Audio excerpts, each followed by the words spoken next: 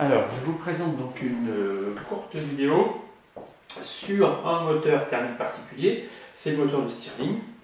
Alors le but, c'est pas de vous expliquer le principe du moteur de Stirling, ce serait un petit peu long.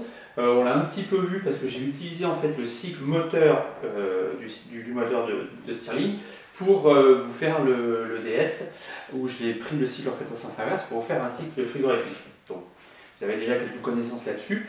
L'idée quand même de cette vidéo, c'est simplement de peut-être convaincre un petit peu les sceptiques sur cette modélisation en source chaude, source froide. D'accord? Parce que bon, avec la source chaude, on voit bien qu'il en faut une, mais la source froide, est-ce que c'est bien nécessaire? Bon, voilà, d'accord? Alors, ici, le moteur de Stirling, donc là, bon, il y a l'air qui est contenu entre ces deux plaques. Pour que ça fonctionne, il faut que la plaque inférieure soit en contact avec la source chaude et la plaque supérieure soit en contact avec la source froide. Voilà. Donc, alors, vous avez à l'intérieur, vous voyez, une espèce de tampon là, si je veux dire, il va se déplacer. Hein. Alors le but, si vous voulez, évidemment, on ne peut pas faire comme dans les TD et les DM, hein. On ne peut pas dire je mets un thermostat en contact avec le gaz et puis je l'enlève, etc. Je remets un autre. Hein. Technologiquement, il faut en fait basculer l'air pour qu'il soit en contact soit avec la plaque supérieure, donc la source froide, soit avec la plaque inférieure, la source chaude. On voit quand ce truc-là qui est un petit peu noir va être en haut, l'air sera en contact avec la source chaude, puisque l'air sera en contact avec la plaque inférieure, et quand le tampon sera en bas, l'air sera en contact avec la source froide. Voilà, d'accord? Alors ici, en fait, j'ai mis cette tasse, je vais en fait la remplir simplement d'eau chaude, donc ça jouera le rôle de source chaude. Et l'atmosphère, qui sera en contact avec la plaque supérieure, jouera le rôle de source froide.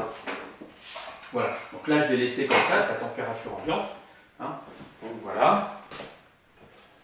Alors ensuite, bon, dessus il y a un certain nombre de choses évidemment dont on pourrait parler. Alors il y a ce gros volant, vous voyez, d'inertie qui va tourner. Ça c'est dû au fait qu'il y a le fameux temps dans un moteur, sur le temps que j'ai appelé anti-moteur ou contre-productif, qui fait qu'un moteur ne peut jamais démarrer tout seul d'abord. Et qu'ensuite, il faut un stockage d'énergie pour pouvoir passer ce temps anti-moteur, d'accord, et le prélever sur le temps moteur. Voilà, donc c'est fait grâce à ce volant d'inertie. Voilà. Et puis là, donc, ce qui joue le rôle de notre piston cylindre, ce sera le dispositif qui serait là, qui est en communication avec l'air qui est à l'intérieur. Voilà, donc là on pose ça comme ça. Il faut attendre que la plaque qui soit en dessous chauffe suffisamment. Voilà, et là je crois que si on le lance, voilà, dans un sens comme dans l'autre d'ailleurs, ça finit par marcher. Voilà, alors bon, c'est pas quelque chose qui est construit avec beaucoup de précision, mais enfin, donc voilà, ça démarre. Alors vous avez une différence de température, là on est à 90, mettons, là on est à 20, et il y a 70 degrés à peu près d'écart de température. Voilà. Il peut fonctionner avec un écart un petit peu moins. Alors ici, bon, on a ici Q1 qui vient de là, Q2 qui part dans l'autre sens. Le moins W, si vous voulez, qu'est-ce que c'est?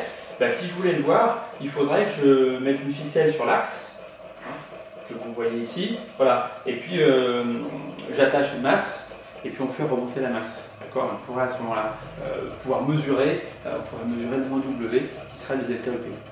Ici, en fait, le moins W, qu'est-ce qu'il devient? Je dirais que le moins W, il va se mettre dans le volant d'inertie, et puis il va faire tourner le plus vite, tel que les frottements viennent compenser, le travail des frottements vient compenser le moins W. Donc là, on ne récupère pas d'énergie. Bon, je n'ai pas fait la manip, ce serait peut-être possible. Enfin, l'axe ici est quand même assez bon, il tient à peine. Enfin bon, voilà, si on se met à vouloir récupérer de l'énergie, là, bon, ça impose d'autres contraintes sur la mécanique. Alors voilà, alors là, bon, je vais faire une autre expérience. Bon, vous allez me dire, mais bon, ok, il y a du chaud, donc ça tourne parce que finalement, on puise la chaleur dans la source chaude. Alors, ce que je vais essayer de faire, la source froide qui est dessus, je vais la mettre à la même température que l'autre. Donc je vais ici faire couler un petit peu d'eau chaude. Voilà. Bon, vous voyez l'effet immédiat. Voilà, c'est que ça ralentit nettement le moteur. Et il va peut-être même s'arrêter complètement. Voilà, ce qui vous suggère bien que j'ai bien besoin d'une source froide. Alors, cette eau, elle va se remettre à se refroidir en contact de l'air.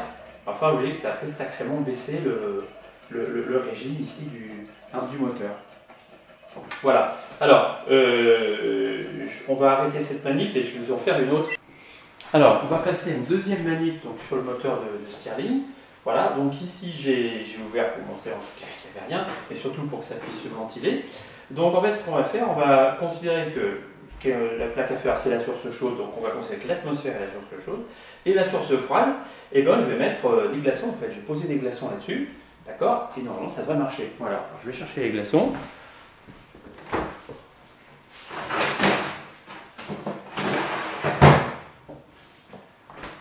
Voilà, donc là ils sont à une bonne. Quelque chose comme moins 20.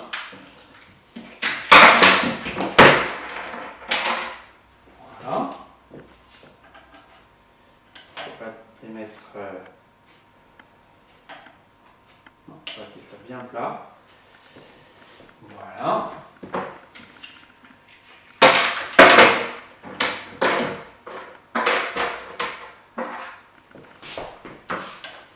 On va mettre des glaçons là-dessus. Ok.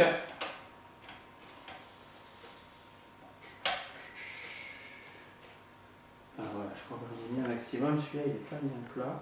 Bon, mais c'est déjà collé. On va le laisser comme ça. Je pense que. Voilà. Bon. Et on va attendre quelques minutes. Donc tout ça a été remis à 20 degrés. Donc ici, en dessous, on a une différence de température. Bon, enfin, on a 20 degrés et quelques en dessous. Et en dessus, là, je sais pas, ces glaçons, mettons, qui sont sur les congélateurs, ils sont, mettons, à moins 15, moins 20, je sais pas. Voilà, donc là, on va avoir une différence de température qui va être moins importante que tout à l'heure. Voilà. Donc ici, ce sera l'atmosphère qui jouera le rôle de la source chaude et voilà, les glaçons qui joueront le rôle de la source froide. Et normalement, ben, ça doit marcher, si ce que j'ai raconté est vrai, ça doit marcher. Voilà, alors on va attendre que celui-là, il n'est pas très bon, mais non, il est collé. Je vais l'enlever, parce qu'il n'est pas très plat. Donc pour le contact thermique, c'est pas très bon. Voilà, je vais en prendre un autre qui sera meilleur.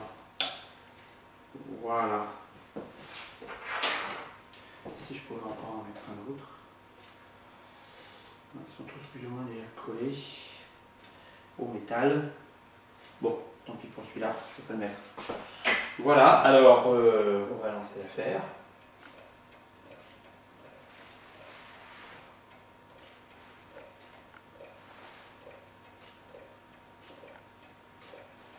Alors ça va faire fondre un petit peu les glaçons. On aura peut-être un meilleur contact thermique. Voilà. C'est un peu le problème, il faut qu'il soit bien plat, qu'on ait un bon contact thermique. Ça, bon, c'est pas toujours bien, ça c'est vérifié.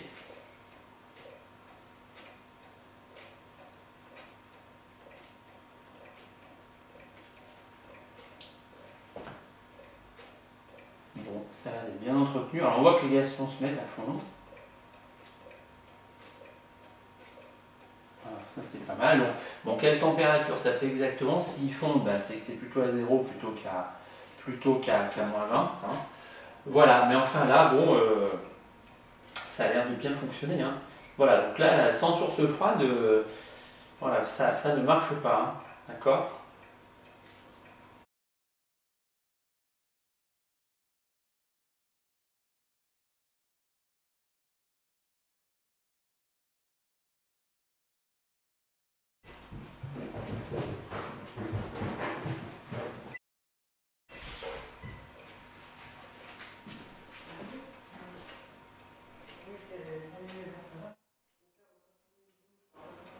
Voilà. Alors, bon, ça a l'air de tenir comme ça. Ça va peut-être se barrer un petit peu. Alors, je vais le mettre, je vais le poser sur ma main.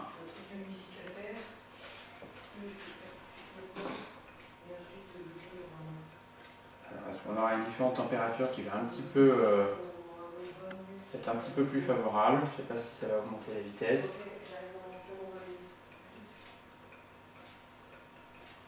Voilà, maintenant c'est la main qui sert sur cette chose. Voilà. Alors évidemment, la manip, si on le pose sur quelque chose, ça ne marche pas, hein, parce que la ventilation de la plaque inférieure n'est pas suffisante.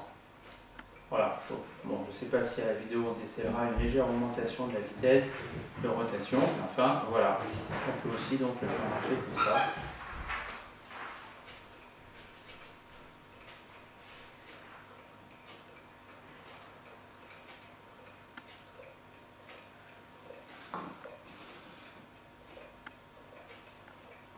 Voilà, si je le repose sur un support un peu improvisé.